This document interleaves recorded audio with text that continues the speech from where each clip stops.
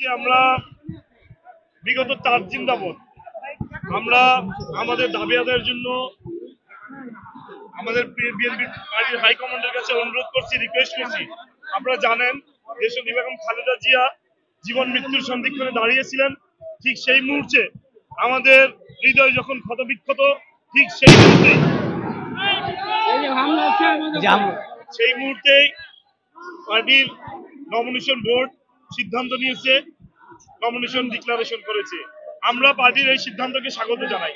আমরা অতীতেও বলেছি যে আমরা সকল সিদ্ধান্তের প্রতি আমাদের আস্থা আছে, বিশ্বাস আছে, কিন্তু একটি বিষয় আমাদের কাছে খুব মর্মাহত হয়েছি যে আমাদের এই আসনে যাকে নমিনেশন দেওয়া হয়েছিল তিনি এই এলাকার না, এই এলাকার ছিলেন না, এই এলাকার সন্তান না, এবং উনার বিরুদ্ধে আমরা জানি যে ঢাকা মহানগর দক্ষিণ যুব দলের সভাপতি থাকা অবস্থায় 2011 সনে শুধু একটি মাত্রই মামলা হয়েছিল।